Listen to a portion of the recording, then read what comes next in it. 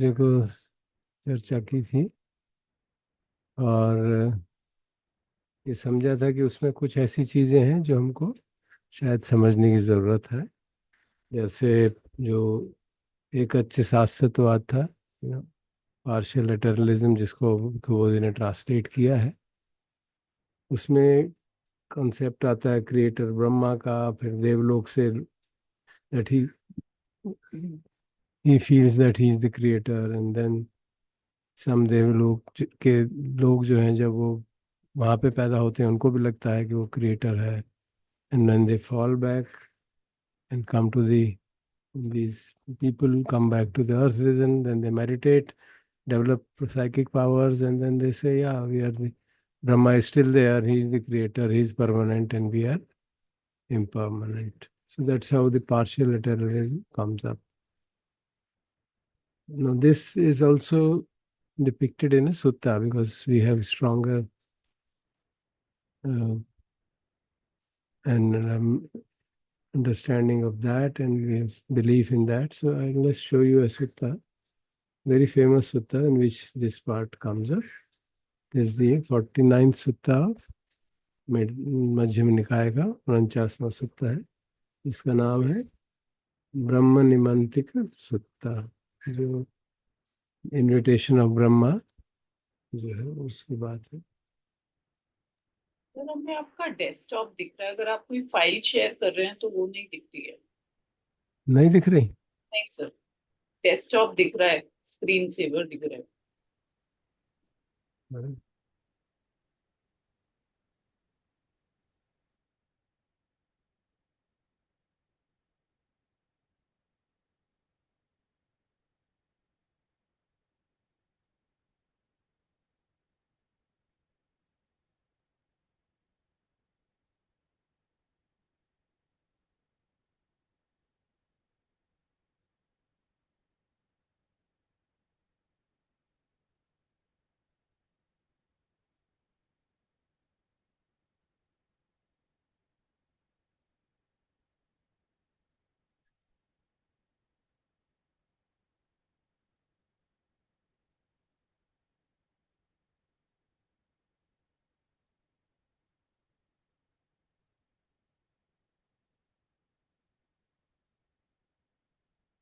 अब दिख रही है?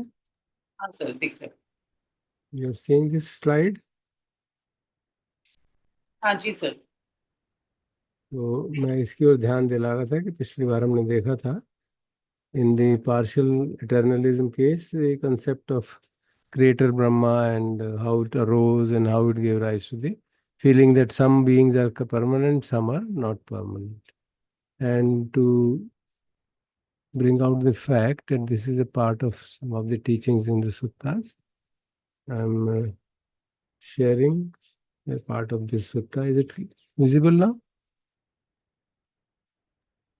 Yes sir. मध्यम निकाय 49 दिख रहा है ना? हाँ जी, दिख रहा है sir. So this is a famous sutta, Brahmanimantirika Sutta, where the Buddha goes to visit Bak Brahma because he sees that he has developed a wrong view. And he said at that time Bakka the Brahma had the following harmful misconception. This is permanent, this is everlasting, this is eternal, this is whole, this is not liable to pass away, for this is where there is no being born, growing old, dying, passing away, or being reborn, and there are no other escape beyond this. So that's the kind of thought which arises in the mind. And so then the Buddha goes off there and he welcomes him, and again he says, Bakasami coming of the distance, come good sir, welcome good sir. It has been long time since you took the opportunity to come here. For this is permanent, this is everlasting. I repeat the whole same thing to Buddha also. So then Buddha says, alas, the Bhakka Brahma is lost in ignorance. Alas, the Bhakka, the Brahma is lost in ignorance. Because what is actually impermanent, not lasting, transient, incomplete, liable to pass away, is says is permanent, lasting, eternal, and not liable to pass. So this is the kind of thought, and naturally, the people who are living there, they also get the thought of that kind. And when they pass away from there and are reborn in the human realm, and they practice jhanas, they realize कि ओह कुछ लोग तो हम में से शायद ऐसे नहीं थे, कुछ ऐसे थे. So the that was the way, one of the things which we thought will use, that there's a need to understand these various realms of existence. So I have brief presentation, not even just one slide. I have prepared the 31 realms of rebirth and 3 planes of existence. Okay, this is in tune with the teachings of the Buddha, and I have taken this from the book on Buddhist Cosmos by Ajahn Punnadhammo, who had given a talk also to us last year sometime. And I found the usefulness of this book is that it quotes various suttas at various points. It doesn't talk of, I mean, it does talk of other sources also, but also talks of various suttas where the Buddha has mentioned these various realms. So it gives some sense of authenticity to this. So it starts from the top. So we'll see the various. Firstly, there are 3 realms. One is Arupa Bhumi, the formless world. Then there is Rupa Bhumi, the plane of form, which is also called fine material world. And the Kama Bhumi. Kama Bhumi meaning the plane of sensory pleasures, which is the plane in which human beings are there. So we'll start from the lowest one and then slowly go up. So what is this plane? This is the plane where the impulse that dominates the mental life and bodily actions are desire to obtain pleasant sense experiences and to avoid unpleasant ones. I hope we can all relate to that. This is what we desire, isn't it? This is what is our whole life is geared in that direction. सुख मिलता रहे, सुखद वेदना हो, असुखद से हम दूर रहें. तो ये काम भूमि का ये बेसिक करेक्टरिस्टिक है. और इसमें मनुष्य जो है वो बीच में आते हैं. जैसे लिखन योर हेयर ही अजान ने लिखा है your here. This is the manushya loka और the human realm. And below that, there are 4 realms, which are called lower realms or apayagati or hellish realms, durgati जो कहा जाता है. And above that are devas, which is a सदगति. सदगति हो गई जिसे कहते हैं, तो मतलब वो देवलोक में चला गया. And obviously these two, as we all understand, are the result of karma. And especially if you are doing any breaking any shila, and the sadgati is when we follow all the shilas, and we also do dana, generosity, and we practice to some extent some भावना. दान शील and भावना जो भगवान समझाते हैं, तो इसमें दान और शील का ही महत्व है ज़्यादा. कितनी गंभीरता से शील फॉलो किया, कितनी जनरोसिटी हमने दिखाई in various realms, various types of generosities, and to what extent we have tried to tame our mind, maybe little bit or something. So these are the various higher realms. Okay? You can see the lower realms also. There are many variations: Asura, Peta, Tirchanna, and Nirya. Out of the Asuras, we are usually familiar. They are the ones which are the counterpart of the Devas. So humans are the balance between Asuras and the Devas, the lowest level of Devas. And interestingly, the name Asura, Jan says, it came from the fact that these people were drinking liquor. And they were originally the Devas. There they went to taking liquor to such an extent they got intoxicated, and the remaining Devas threw them out of that place. And when they were falling, they said, हम शराब नहीं पियेंगे, we want liquor. So ना सुरम पिवामा, ना सुरम पिवीमा. So इस कारण से उनका नाम असुर का रखा गया. ऐसा कहा, ऐसे अजान कहते हैं. So this they are constantly in, because of jealousy and hatred, they want to go up and they can't. And there's a Devasur Sangram, which we hear in Buddha's teachings also. Then these are various states of misery. Variously, Nirya is the lowest one. Animal level, we are aware of that. and in between is the Peta, which is uh, whose references we find in some of the suttas, where Moggallana sees some Peta and then he mentions to Buddha what are they. And they are actually in the chantings also. We chant the merits to transfer can be transferred only to this realm. They are also called hungry ghosts, eternally feeling hungry in that realm.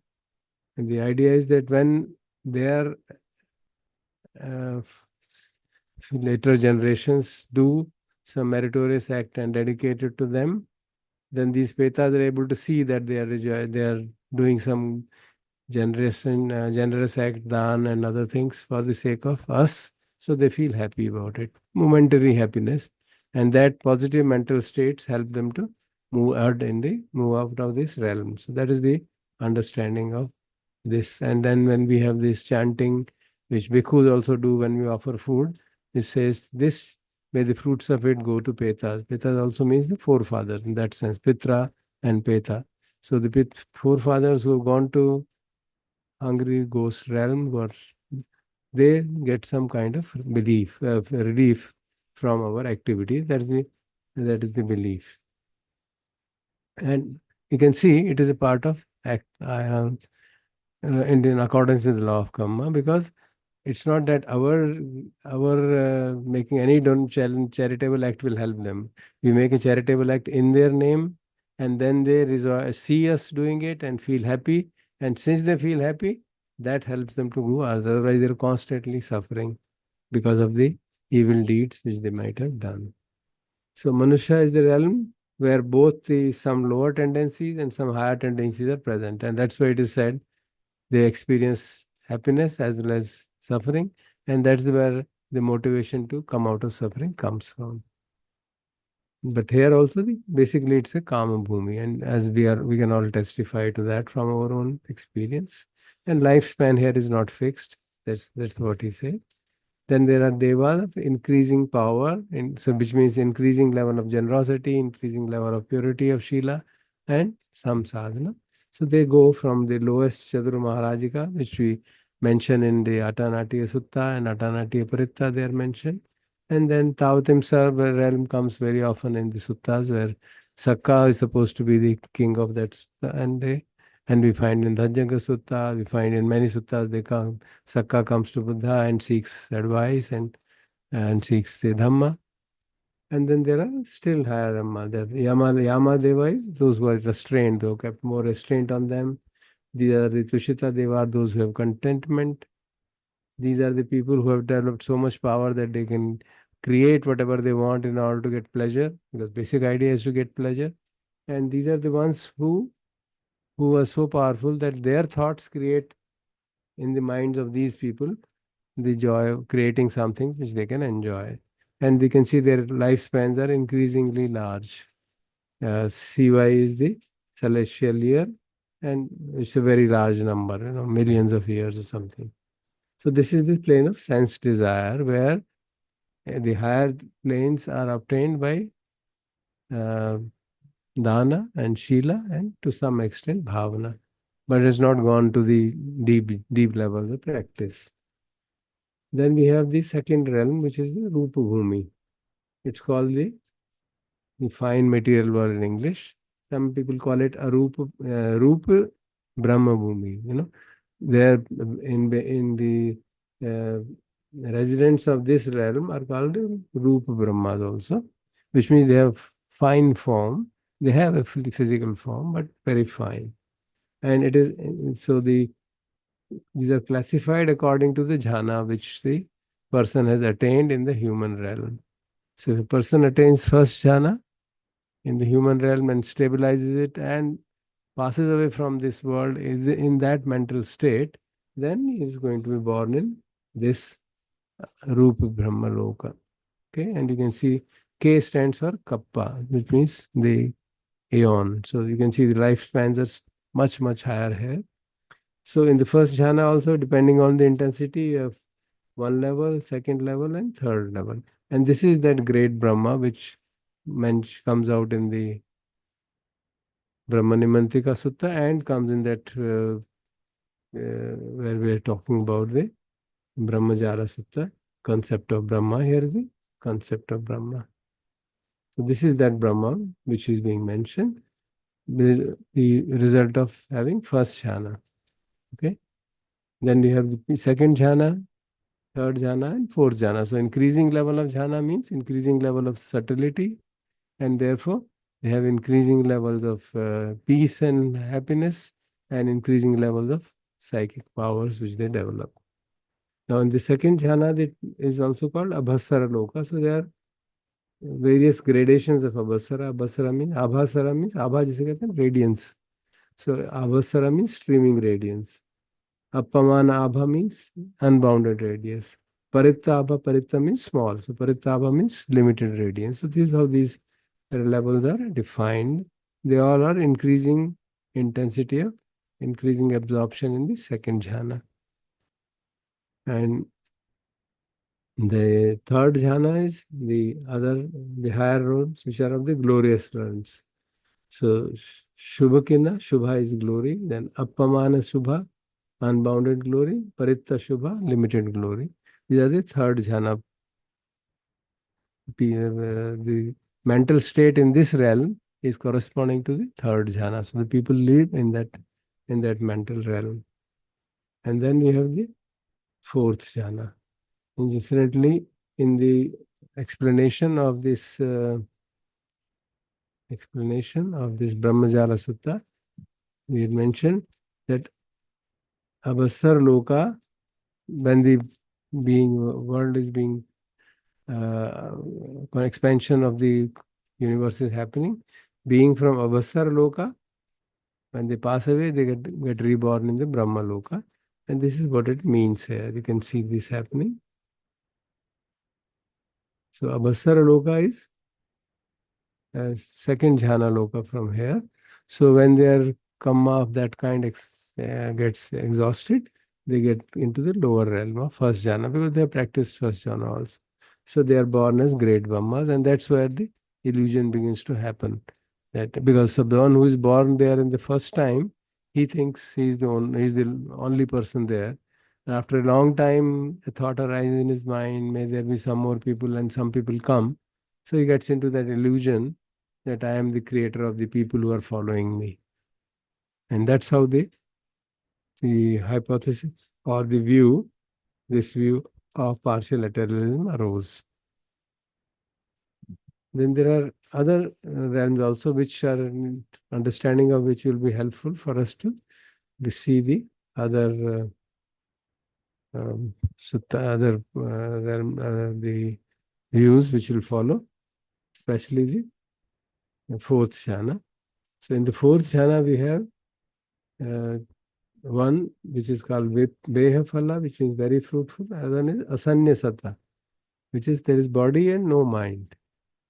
Now this sounds very funny, And because Asanyasata is what gives rise to the view of the fortuitous coincidence. You remember that was mentioned? In the doctrine of origination by chance.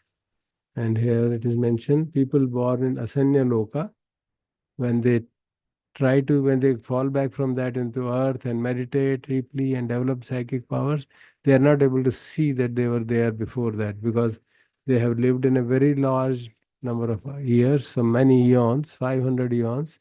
They have lived in a state where there is no nama, there is no mental phenomena.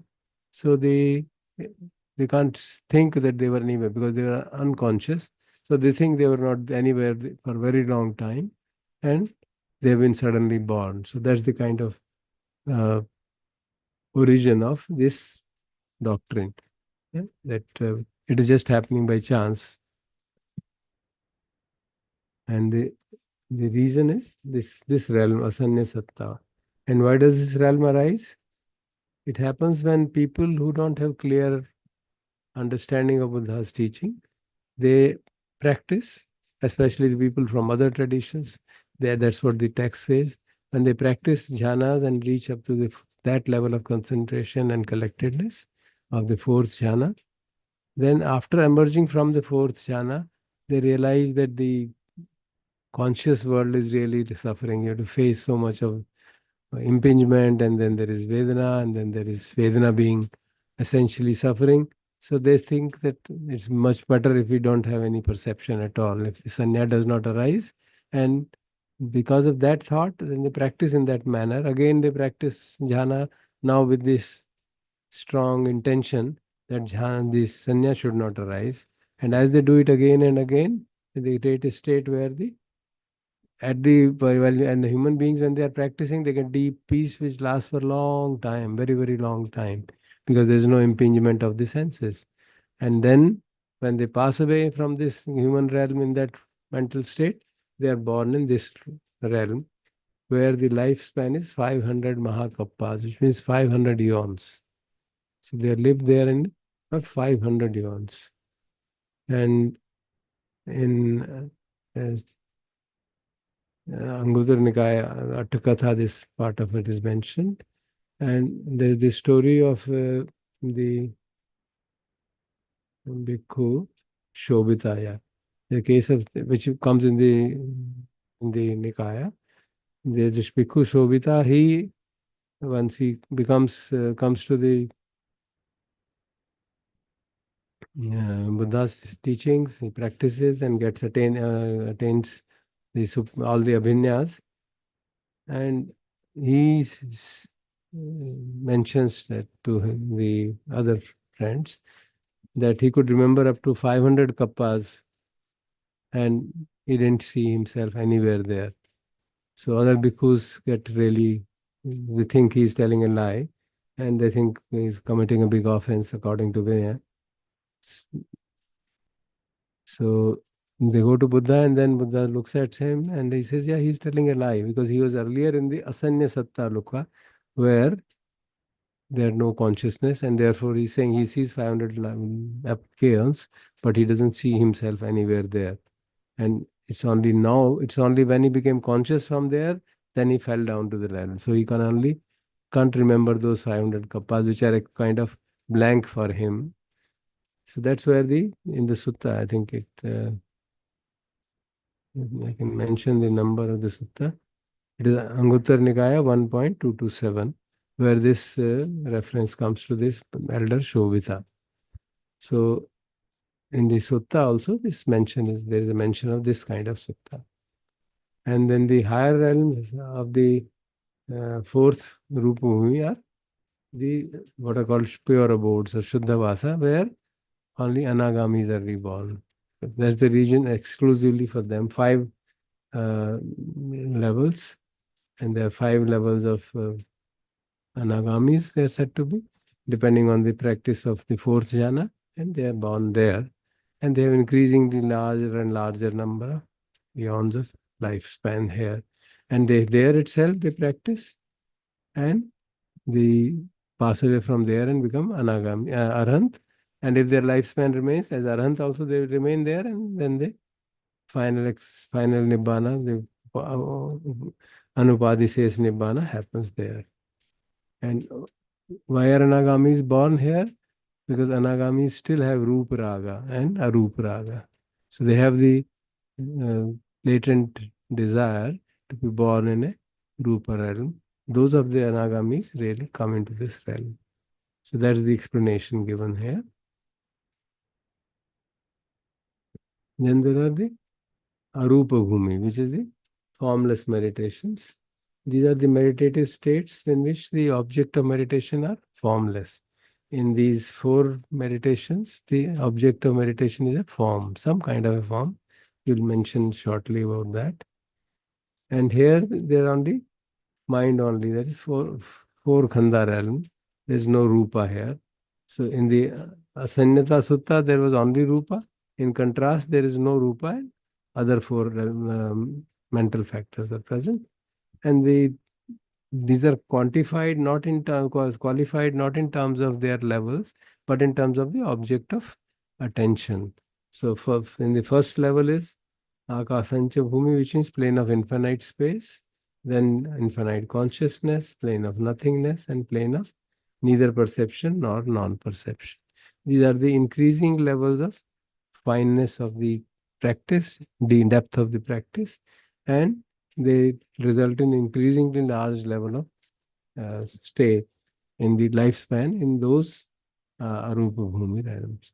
And since these Arupa Bhumi Brahmas don't have any sense organs, they are not able to hear the Dhamma. And therefore, the Alar Kalama and Uddakaram the two teachers of the Buddha, it is said in the commentaries that they were born in this realm.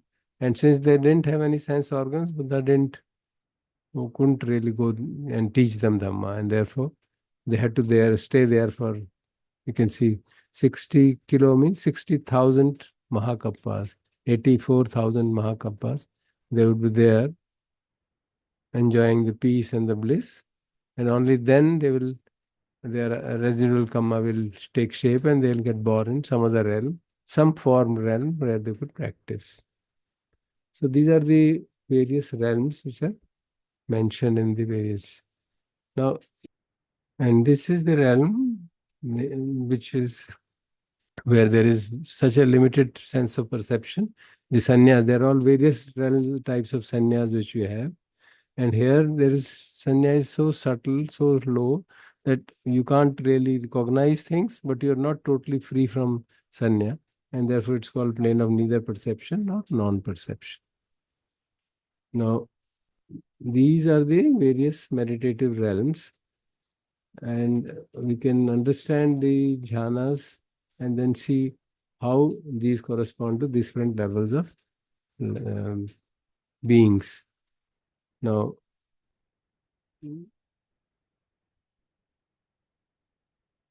this I think that we could do in the next class. It's already, how much time is there? Or maybe we could do that quickly. We spend too much time.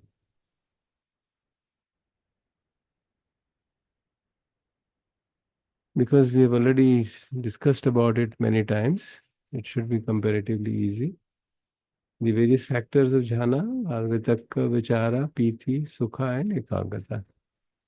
So the first jhana has all of those factors. Okay?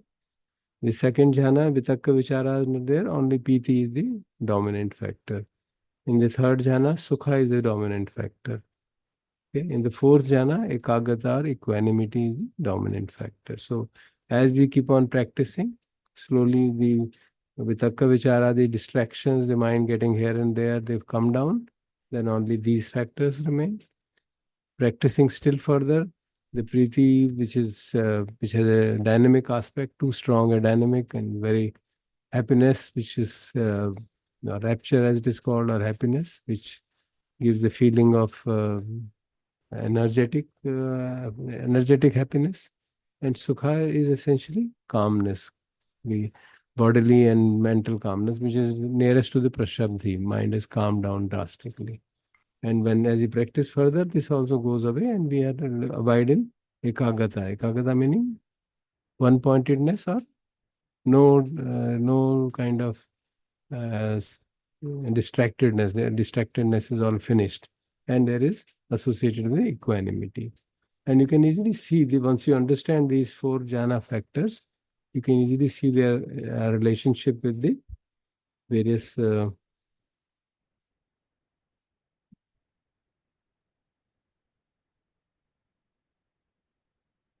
the first jhana is the practice where there are all the four factors are present. So there is happiness. There is a happiness level. There is this peace, but there is a dynamism in the happiness. So there are great Brahmas with great powers and great joy. Then in second jhana, since the Priti is calmed down, there is a calmness. Priti is no longer there, only Sukha is there. So there is a, sorry, the Vitakka Vichara have gone. In second jhana, the Vitakka Vichara have gone. There are Priti, Sukha and Ekagata. So the kind of this stability of the experience becomes larger then. So in the second jhana, the mind is more stable because there is no vitakka vichar happening, and therefore the beings in this realm have a much greater stability than those in this realm, and therefore they have a bodies which are radiant. In the third jhana, the Piti has come down and only the Prashabdhi or Sukha has remained. So then the uh, form of those beings is extremely glorious. So there's a glory and there's a kind of calmness to their demeanor. Here, radiance has a dynamism in it. The example is given, this is like a flame which is radiating light, and this is like uh, pure gold which is having its own radiance, but a very silent kind of radiance. And in the fourth jhana, you have complete equanimity. See, so these uh, uh, cross forms of uh,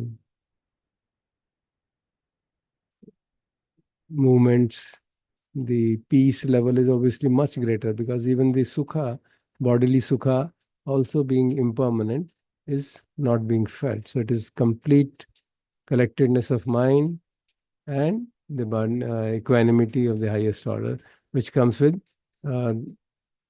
neutral sensations, or kind of adukha sukha vedana. So they feel and that gives a great amount of peace. And that's why it entices some people to think that going out of that is really harmful and it disturbs the peace, and then they create an intention of becoming asanya satta. And it is this fourth jhana people only that who can, or anagamis, to come to this level of prayer. And in anagamis also, these five levels are supposed to be based on the five indriyas, which is their practice strong point. So this is the Shraddha Indriya. Then they are in this realm. It is the Virya Indriya, then Sati Indriya, Samadhi Indriya, and Panya Indriya. So the highest level is the Panya Indriya, and they reach that highest level of the pure abodes. So this is how, and these are of course specific jhanas which are explained in this manner. So this is how the various realms are understood, and their relationship to the jhana is understood. So we'll stop here. If there are any questions, we can take it up later. Okay?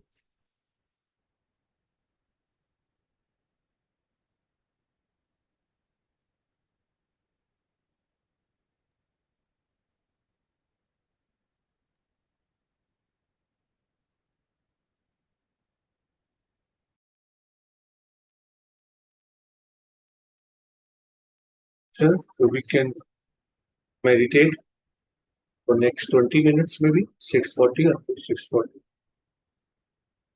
Then if there are questions, kindly raise the virtual hand as we will meditate for 1 minutes.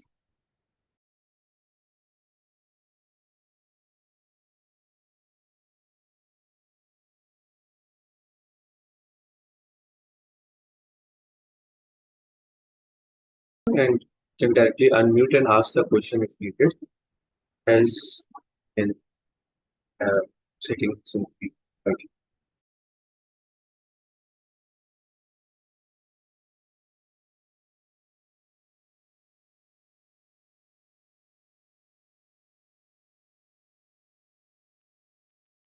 Nikhil, I have a request.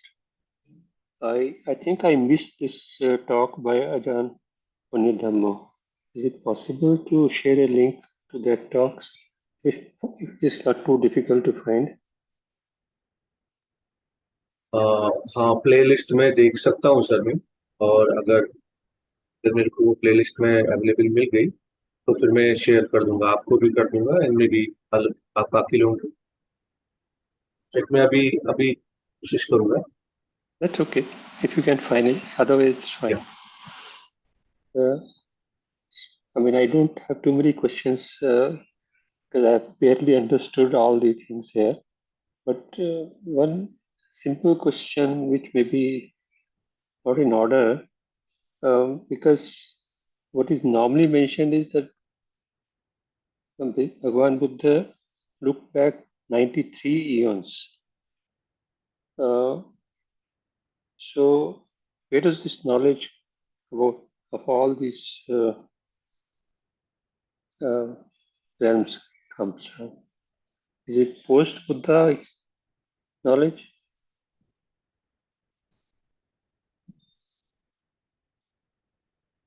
Post-Buddhahood It's knowledge? exactly clear whether the knowledge of other realms came post-Buddha or Buddha enlightenment, or it came with the practice of 8 jhana. That's not clear. But Okay. obviously, after Buddhahood, everything was clear.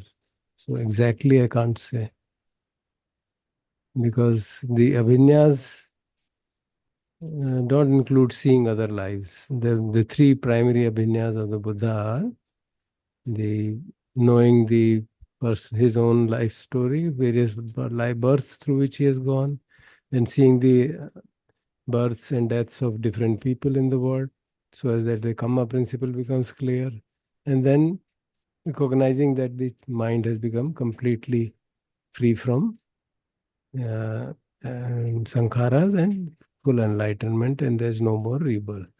This is what is generally called as the three avinyas of the Buddha. The third one being common to all the arhants. Right. A second question that comes to my mind is that normally Brahma Viharas we associate with the Brahma realms. Yeah. This is different. No, same thing. I think I mixed up two things. So this same thing. The Brahma realms are the Rupa Bhumi. Right. So the first jhana, I mean, this is a commentatorial addition. First jhana, they say access to metta, second can be accessed through karuna, third can be accessed through mudita, and fourth can be accessed through upekha practice. This is the commentatorial take on it as given by Ajahn Purnadhamma. And from the fourth jhana onwards, you can access the Arupa Bhumi. Once you practice fourth jhana, we get established in equanimity, and then we extend it to infinite dimensions.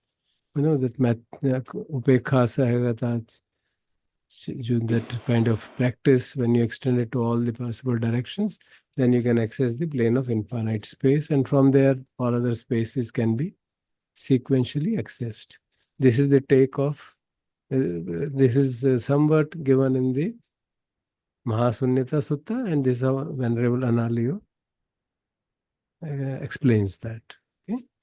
Venerable Analayo explains that once you can practice a Upekha Bhavana, that is Upekha Brahma Vihara in great depth, and then as in that Brahma Vihara chanting which we do, we extend it in all the directions, above, below, and infinite direction, then that can give you a very quick access to plane of infinite space, because you are extending it in there.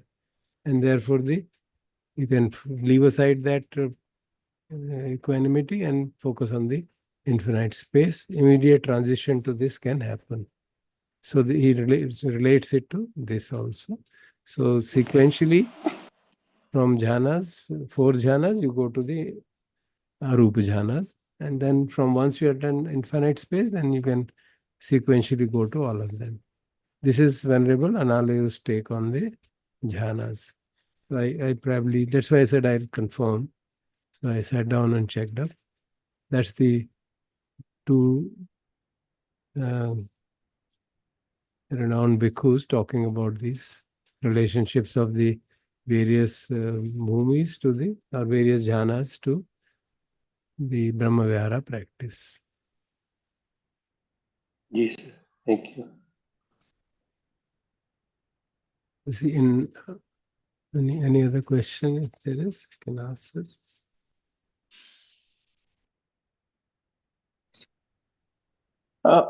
So question I got really is, these higher realms, what is the nature of life? What do they really do for so long years? Do they meditate? Do they do something? Or it's just a curious. Yeah, in the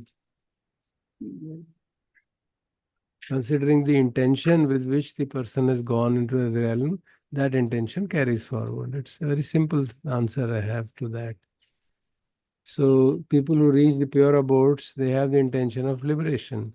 So they have reached Anagami, they go there and they continue to meditate and get free there itself. They don't return. That's why they're called non-returners. The people who had the intention of that being sanya causes problems, so we should have no perception because it gives you great peace. So they abide in great peace for eons here in this realm. The people who have the intention of practicing with a view to, I mean, they're refiner and refiner levels of peace. Here, refiner and refiner levels of sense pleasures. Pretty. That's how it is explained in the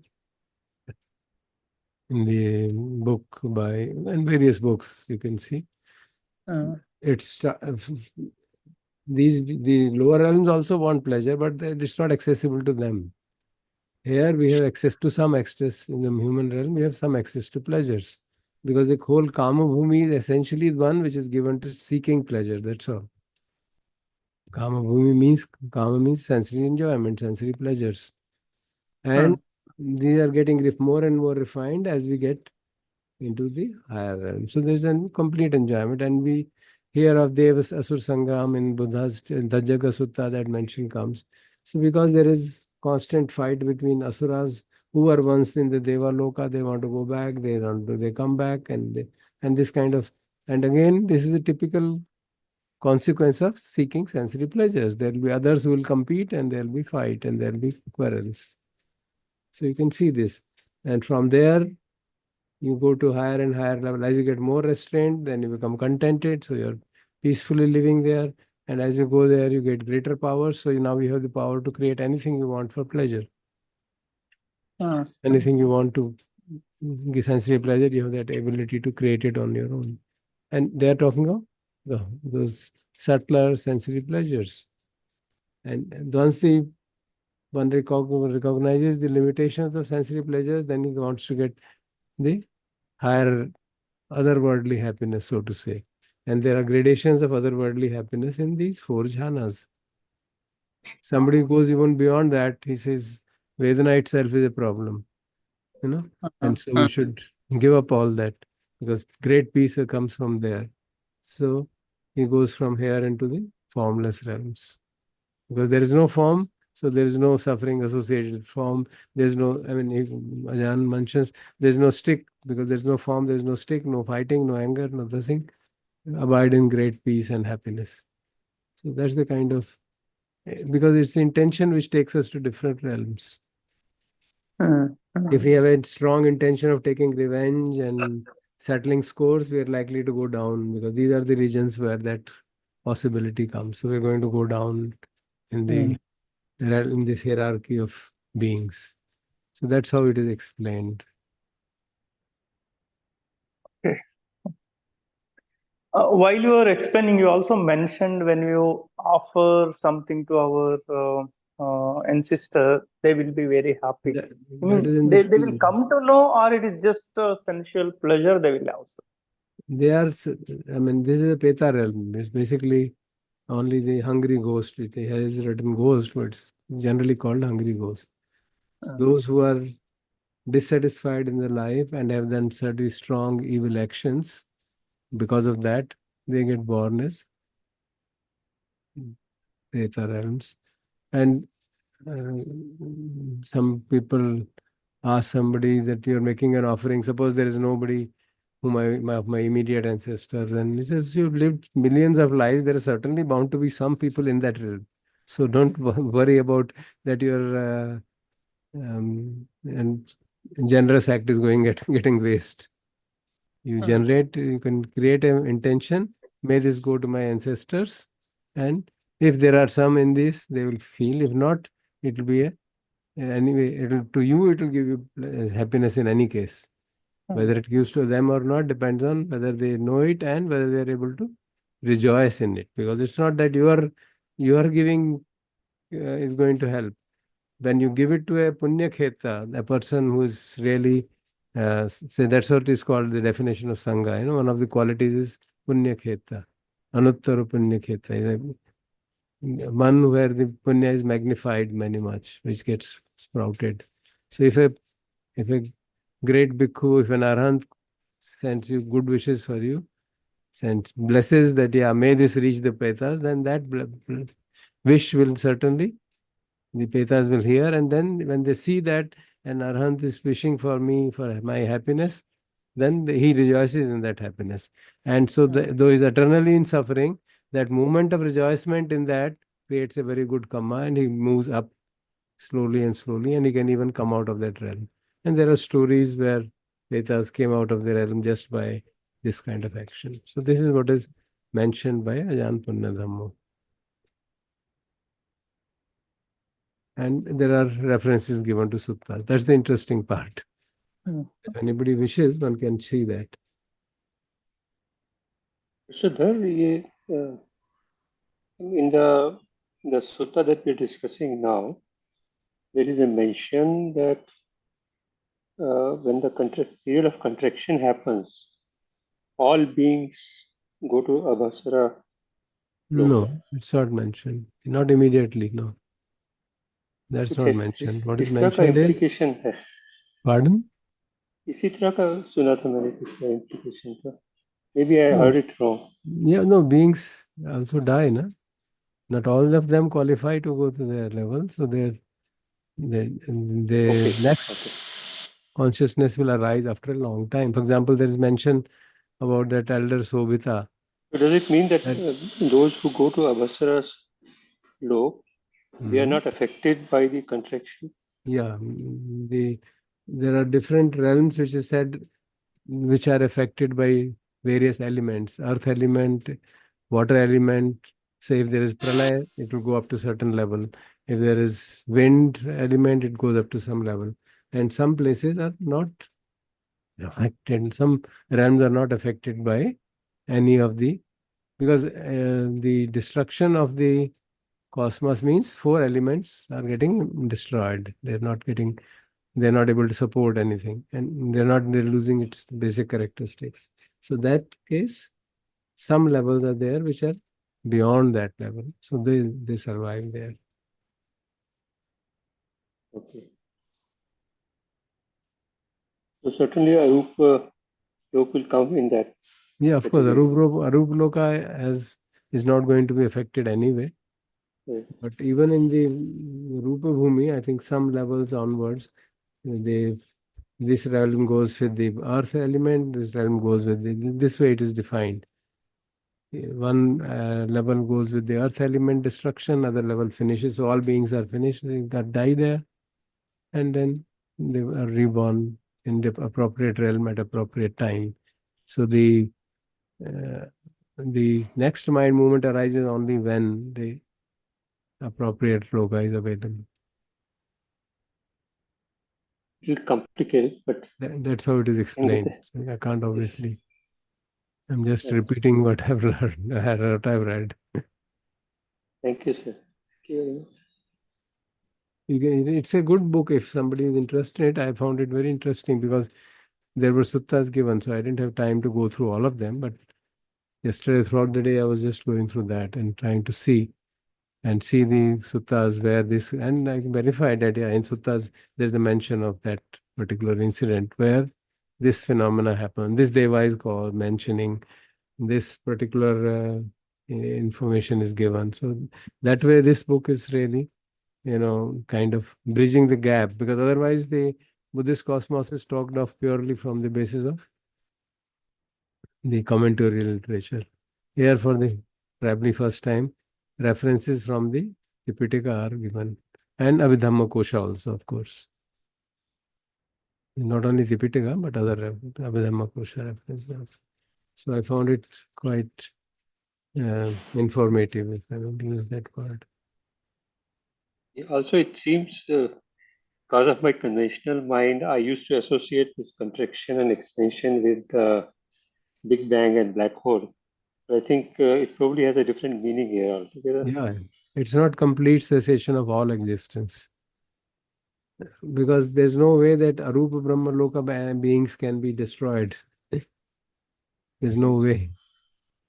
And similarly, this realm, pure abodes, it doesn't have the book mentions that the various fire element, for example, if there is whole cosmos burns out, it will reach up to certain level.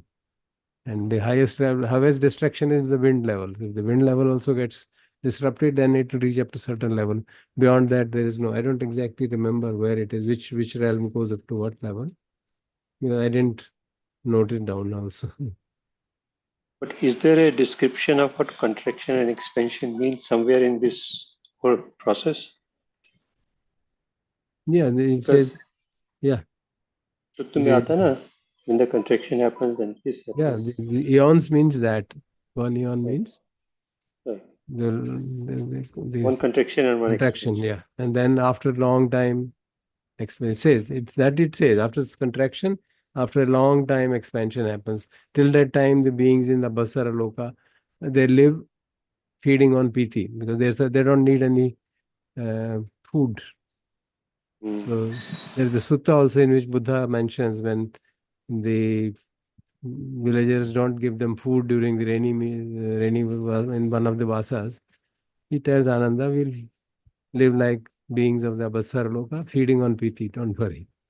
Of course, Ananda goes and makes some arrangement through horse dung and all that story. That is part of the sutta actually. So he quotes that sutta about Abhasara Loka and all that. Right. Okay. So obviously there are beings, it doesn't mean complete destruction of all realms of existence. It certainly means complete destruction of Rupa Bhumi because of its nature and part of the Rupa Bhumi and whole of the Kama Bhumi. That gets completely. So Kamavachar Loka, it's also an Abhidhamma called Kamavachar Loka. That is completely destroyed. Rupavachar Loka partially destroyed. And Arupavachar Loka unaffected. That's the way I have been able to understand it. So there may be some correlation with the physical universe happenings, but not entirely perhaps. You don't know. Aganya Sutta says that when expansion took place, then something happened, and then the beings came down, and it has slightly different take on it. And that is the sutta where the only sutta where Buddha talks of the cosmology in a detailed sense. Okay. Right.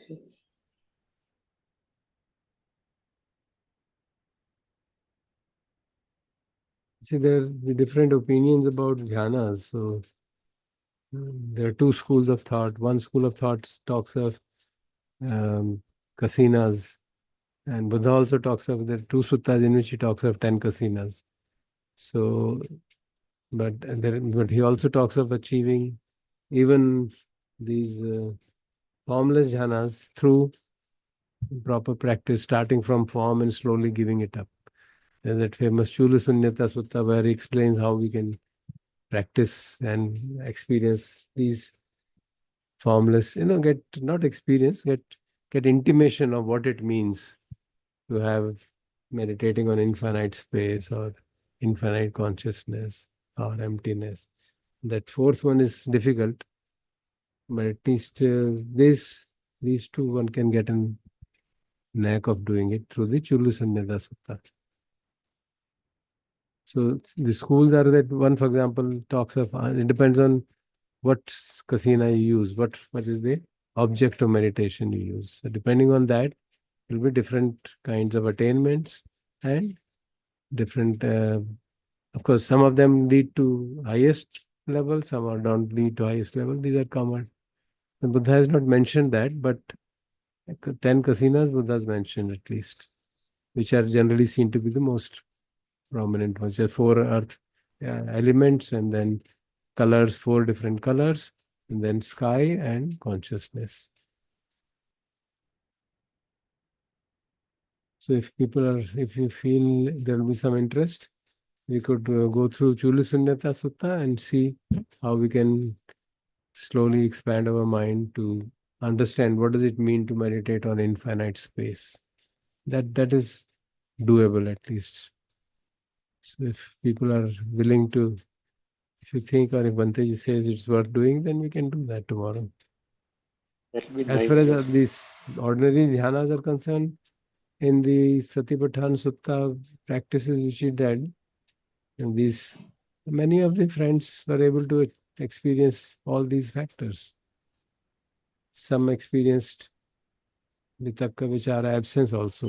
So some experienced the absence of vitakka vichara for a long period of time, and piti and sukha and ekagata. So I presume this is doable for all of us with proper practice.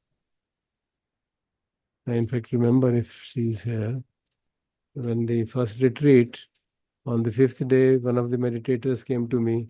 I think I'm getting crazy, and what happened? I said, I'm happy, but I don't know why I am happy. So I had to tell her this is what is called preeti. It's not getting crazy. You're actually practicing strongly and they're experiencing preeti. And being happy without any reason. Because internal mind has become so still. And then, of course, when that bouts of happiness arising and passing away, you see them, then mind calms down and body calms down, and you experience deep sukha also, and ekagata. So these are things which at least 10, 15 people have practiced. So I know they are accessible. So I don't need to explain it much. But the formless ones we have never never handled. But I did try earlier, long back, and felt it was doable at least. So if we are up to that, we can do that.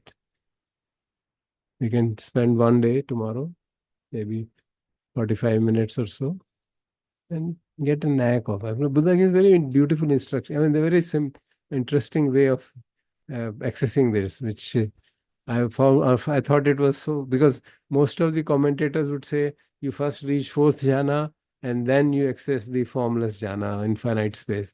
He doesn't say anything of that kind. He defines emptiness in a very practical way. What is, he says, this monastery is empty of elephants. Okay, this is the empty of elephant, but there are people. And then visualization one by one, remove people, remove the construction, remove the forest, remove elements, then finally remove the earth and see what is left behind. So you progressively remove objects, and ultimately you're left behind with infinite space. So I found that was pretty interesting as well as doable, so that we get an idea of these. There is something. Infinite space can be meditated upon, and then you easily can see that if you can really get deep, you can drop that also.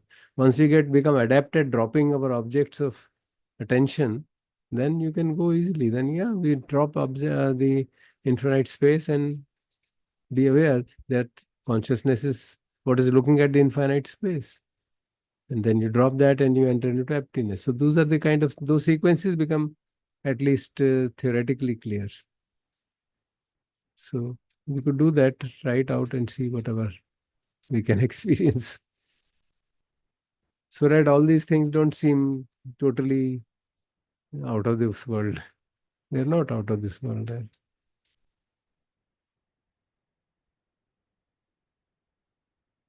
Okay, thank you. Yeah, Sunil, you want to ask something quickly?